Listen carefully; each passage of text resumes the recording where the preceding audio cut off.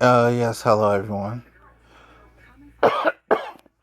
I just heard in Memphis that a pastor was shot, and we're gonna get into that a little bit. Let's get into it. After a shooting at a South Memphis bar leaves a well-known Memphis pastor dead. Thank you for choosing your news leader at noon. I'm Zanetta Lowe. And I'm Todd Demers. The victim has been identified as Pastor Ricky Floyd by Memphis police. He was the pastor at the Pursuit of God Church in Frazier, who your news leader spoke with several times over the years about his faith and work in the community. That's right. We have Team 3 coverage throughout the day about the killing of Pastor Floyd, starting with Raven Copeland, who's live right now outside the pastor's church. And Raven, I see that parking lot full. Church members have been gathering there throughout the morning. Good afternoon, Zanetta and Todd. That's right. I've seen several clergy members comforting each other and just grieving over this unimaginable loss. Now, as you mentioned, Memphis police say Pastor Floyd was shot a little after 1 a.m. outside of Mama's Bar and Kitchen in South Memphis. Now, according...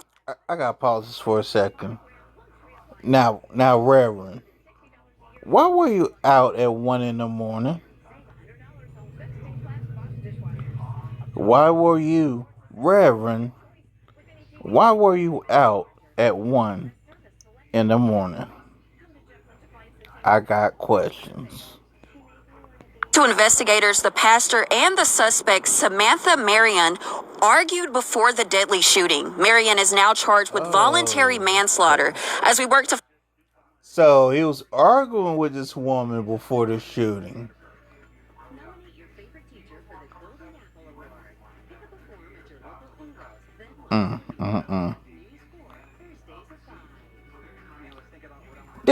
This here was a side chick thing. I don't care what none of y'all say.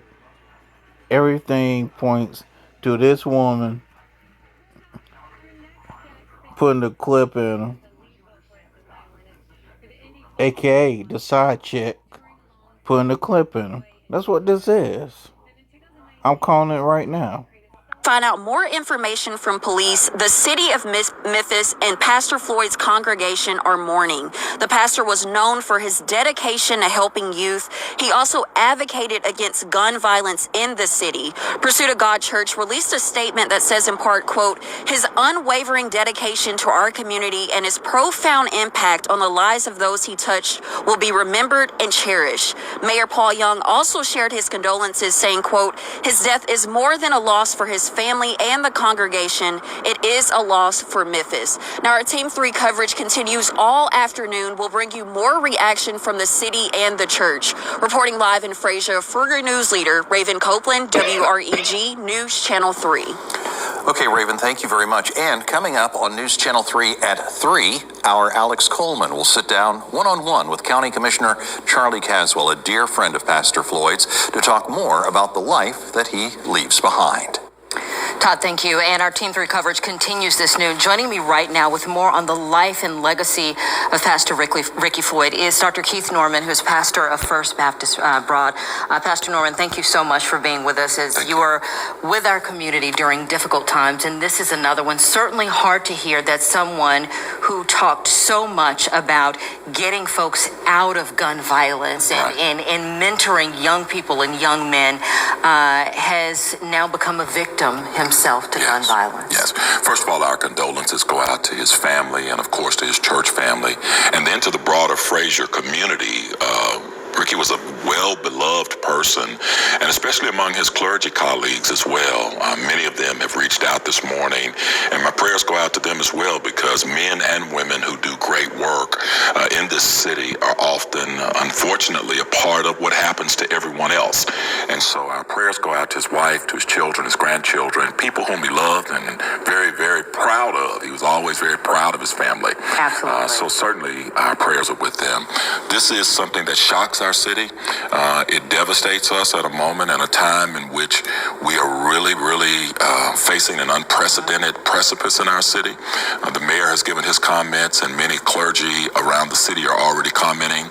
And we are just wanting to galvanize around this particular moment to highlight the work that he has done. This is a man who is best better known for his work in the community, probably than for his work from the pulpit. I mean, and you talked about that. You all had known each other almost 2 decades. Almost 2 decades. And so many pastors are known for what happens inside the four walls of the church. Right. Here he is, a survivor. Right. He survived gun violence. Right. He's spoken to us and was shot after that on a day he was interviewed. Survived a carjacking. Right. Not afraid. Not afraid. No, he was always willing to be innovative and creative towards his approach to ministry. A very enterprising person as well. He saw blight in his community and chose to transform it into freestanding areas and opportunities where people could engage and get job skills or get the necessary help that they could use to move forward in life. He would often tell me, because he'd tell me, and he had the funniest sense of humor. He paid me a compliment and said, "It's a nice jacket you have on. You should give it to my clothes closet so we can give it to someone else." So we can pass it on. He could pass it on. He was always thinking about other people. I love that. The Yeah. mayor actually calling him a servant of our city. Certainly.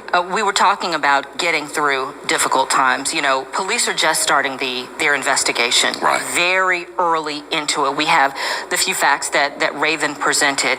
But as someone who is used to helping people navigate sometimes the most difficult points in their lives, what do you say to people? And we are not here to speculate or to do any of that, because we have to let police conduct their investigation, and we have a victim and his family. But for folks out there, whether they be in his congregation or in the community, or folks that are looking for answers, searching for some solace, but having trouble reconciling maybe the early details. It's 1 a.m., the location. As someone who has conversations with families who go through things, what do you say to them? I tell people not to major in minor details and not to major in minor things. What is important here is that a great man, a person who sought to serve God, his family, and his community, has lost his life in a very violent and tragic manner. Many people will ask questions like, what is the cause of death? The only legitimate cause of death is life. When we have lived our life before humanity in such a way where we tried to serve others. The scripture will remind us often that it's the things that we have done to impact others that God will look at in our life, and he will hold us accountable for in many different ways. And so we can get lost in details, locations, and times, but then there but for the grace of God go all of us. I mean, you know, you can stop and get gas on your way home on a trip, and it could be 1 o'clock in the morning. When you need gas, you just need gas. And if someone takes your life, then the speculation goes forth. I think we should stay away from those things. It's not healthy. It doesn't bring about anything good. And then it overshadows the great work that this person has done and the wonderful legacy that he is building and has built. Ah, come on. Really?